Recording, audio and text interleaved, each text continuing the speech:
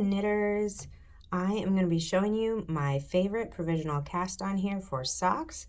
You can use it for hats, you can use it for sweaters, you can use it for anything, but I really like it for socks because it's super stretchy. And it's just connecting your knitting to your knitting with it almost is like there's no cast on row. It's so stretchy. So that's why I like it. It's worth knitting twice as much for me. Number one, because I just like knitting, and most of us do. And number two, it's a really cool way to get it to be squishy and stretchy and awesome all together. So this is your slip knot end. I put a little knot there so that I can keep track of that. I already put my slip knot here on my crochet hook. Now there's a way you can do this where you just make a crochet chain and then you're going to pick up stitches from that crochet chain. You can go ahead and do that if you are familiar with crochet and what those stitches are supposed to look like. That is totally fine. I am not a crocheter, maybe not yet, maybe not ever. So it is hard for me to see those things and where I'm supposed to be picking up. So I like to do it this way where I just chain a few stitches and then we're going to take our needle here and we're going to line them up together. They're soldiers together, right? You can do this on a DPN if you don't like the flexibility of this cord on your hand here. I did it with DPNs at first for a while, and now I'm a little more comfortable doing it this way. So you've got your yarn in the back, right? You're going to pull it around and you're going to pull it through that chain again, okay? Pull it around and pull it through that chain again. Now, if your yarn gets a little mixed up and you're up here or something, just make sure that yarn goes back in the back, around, and pull it here. And you just keep going for however many stitches you need to go. For this sock, it's going to go pretty far up my leg. So I'm going to be doing 72 stitches, even though I often knit between 60 and 64 stitches for my regular socks. This one, my calves are a different width, so we're going to start with 72. So you just keep going until you're satisfied with that, and I will meet you once I have done 72 stitches. Just pull it down and then keep going. It's okay if it's way far down that needle because you're just going around the needle. You don't have to worry about if it's close to the tip or not. In fact, I have an easier time when it's not close to the end of either needle, really. So it looks like magic, I know, when you've got a crochet hook and a knitting needle together, but you can do this. Just breathe, come around, and pull it through. And I am not a continental knitter, but for some reason when I'm holding a crochet hook, this is what my hands look like. So if your hands don't look like this while you're doing it, it's okay. The whole point, right, whether you're crocheting, whether you're knitting, just get that loop through the loop. However you do it, doesn't matter. We're all just trying to get to the same destination. If we take different routes there, that is okay. It's okay. Doesn't matter, because you'll see that I'm holding it here in my left hand, my yarn in my left hand here as I'm doing this provisional cast on. And later when we put the cast on setup row on here, you're gonna see that I'm actually a thrower. So it doesn't matter what works for you. Just keep on going. Just keep knitting. Just keep knitting. Or in this case, just pretend like you can crochet if you're me. If you can really crochet, then you know what you're doing here. But for me, it's just keep looping. Just keep looping and we'll get there. Okay, here we are at 72 stitches, and oh my goodness, I barely have enough yarn here to do anything else. So what I'm gonna do, I normally do three crochet loops after I get all my stitches on the needle. I don't think I'm gonna have enough room to do that. Oh my goodness, Wow. This little bit of yarn is hard to do. So we're just going to put it around here like that.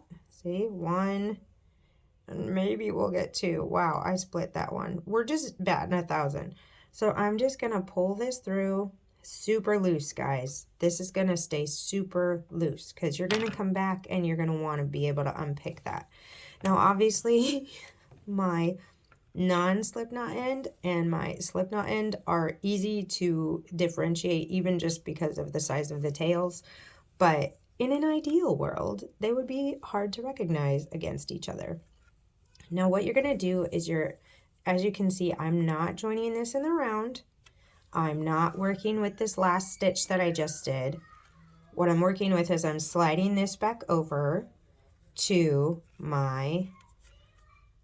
Don't worry about any children crying downstairs. My husband is dealing with conflict management right now for them, helping them navigate that. We have 4 children, and that's just part of our lives, is conflict, helping them navigate conflict resolution daily. So, all right, so we've got this here. I did, as with a lot of my knitting, I did this pretty tightly. But we're going to just start on this slip knot end. Now, you're probably going to have some ribbing pattern that you're supposed to be starting in a pattern. If you're modifying it, don't do that yet. All you want to do with this row is knit.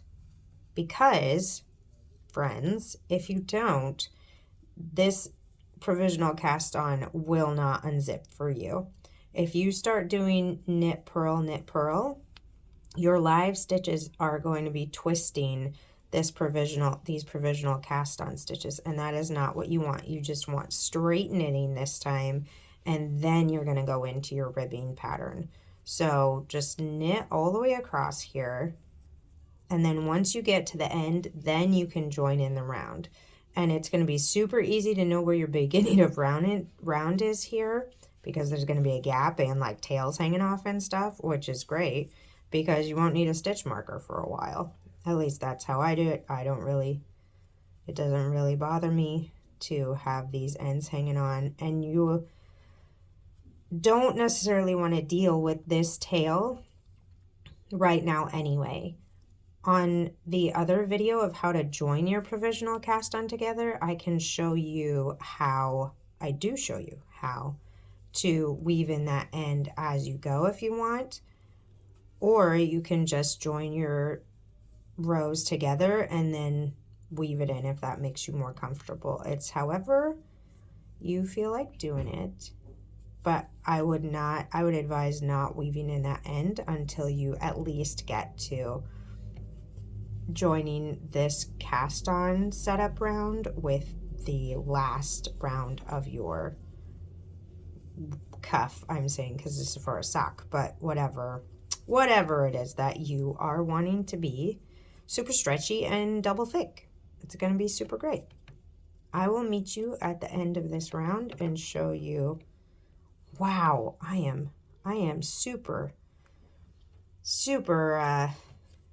together today. Maybe stressed out because these stitches are just so hard to navigate right now. But you just keep going, just like me. If you find a little problem, if you drop something, just try to pick it back up.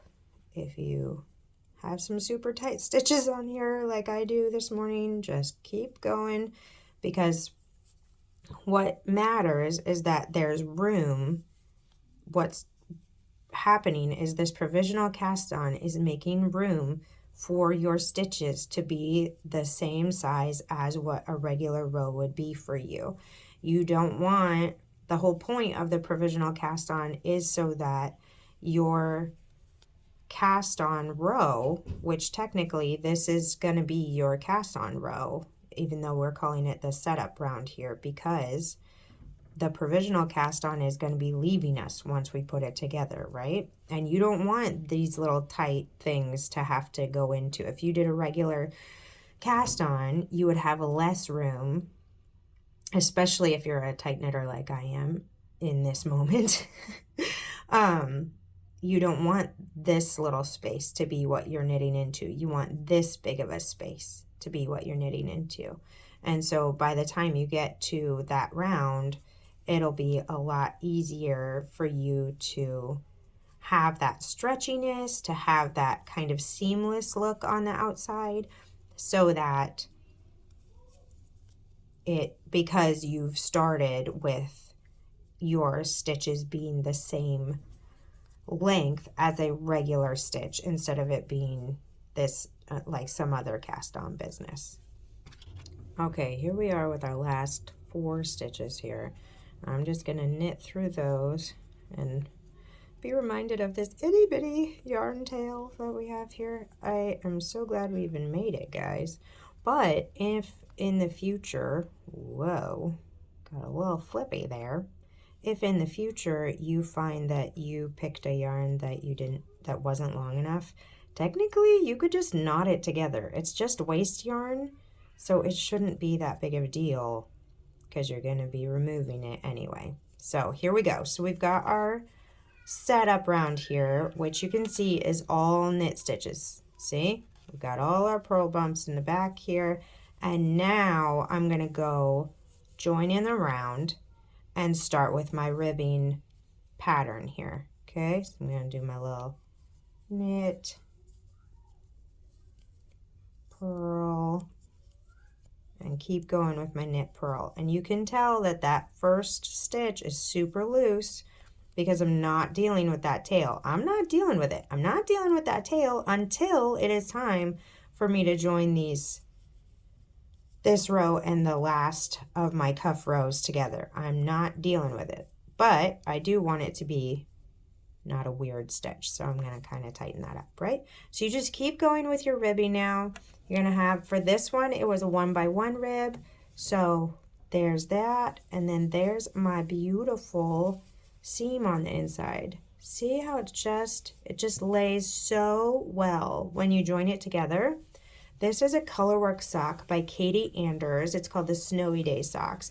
And I made that leg kind of long. So that's why I cast on 72 stitches. And somewhere down here I decreased just back to 64 because that's where my, what my stitch count is sometimes. Sometimes it's 60. So it just depends on what size I'm using at the time, size needle. So it's super stretchy, guys. Like, look at that. It's amazing. It's amazing because it's just knitting attached to knitting, you know? It's so great. So that's your finished product there. You can tell, like, the only reason you can tell where this is dropping off is because of this colorwork starting. It's just so beautiful the way that it goes together. As you can see, I'm a huge fan of the Provisional Cast On. So there's the next video shows you how to join those together. Obviously you won't need that brain space to be filled up until you get to your length here of your cuff. Now this is a 2.25 inch cuff because we're factoring in this curvature here, which means that this is actually an inch, right? This is actually an inch, but this curvature here is about 1/4 of an inch. So you're going to want, if you want a 1-inch cuff, you want to double it and then add a 1/4 inch on there. So if you want a 2-inch cuff, you want to double it and add a 1/4 inch on there. That's how that's going to work for you. And oh my goodness, I can't wait to have another one of these socks. If you have any trouble unpicking your Provisional Cast On, I say unpicking, what I mean is unzipping your Provisional Cast On. It could be one of 2 things that I have experienced that I'll show you here. One is you didn't do just a knit round first for your setup row. I so many times would just start doing my ribbing pattern, and at that point you have your Provisional Cast On all twisted in there, and so you're just going to have to pull out each stitch and catch it as you go. Still worth it in my opinion to be able to have the stretchiness there, and honestly at that point you've already knit 2 1/4 inches, so you might as well just keep on keeping on. But the other reason that it might have, and there's no way to come back from that, like that, you just got to keep going and unpick it, right? But the other reason that it might be happening is that you started unzipping from the wrong end. Okay, now this little knot is just here to tell me that that's the slip knot end. What I really want to unzip is this end, right? This little loosey goosey tucked in end. That's what I'm going to be unzipping. If you start from this end, it's not going to unzip. You're going to have to pick it all out, and it's when you realize that that's where you are, you can kind of come back from that. You can put, obviously you'll have whatever stitches you unpicked on a needle, but you can put those on hold, keep it there, and then start unzipping from this side and then catch those again as you come around. So there is a way to come back from that. And if you're paying attention to what you're doing, then it should be fine. If you want to review this tutorial a million times, that's totally fine. Watch it on slow motion, watch it faster if I'm too slow for you. But those two things are the things that kind of held me up with the provisional cast on at first. Is I kept finding that I was having to unpick it instead of unzip it, and that was pretty discouraging, honestly, because I really liked the method, and so I didn't want it to have to be harder than it has to be. It already looks like magic with a crochet hook and a knitting needle there at the same time, so we don't need anything to be harder than it needs to be, right? It doesn't need to be. So happy knitting. If you have any questions, feel free to leave a comment, and I'll try to walk you through anything that looked confusing, or as I was trying to do something and say things at the same time, lost track of my thought. Go ahead and let me know. But for now, I wish you happy knitting, and I hope that you have the stretchiest cast-ons that your little feet need.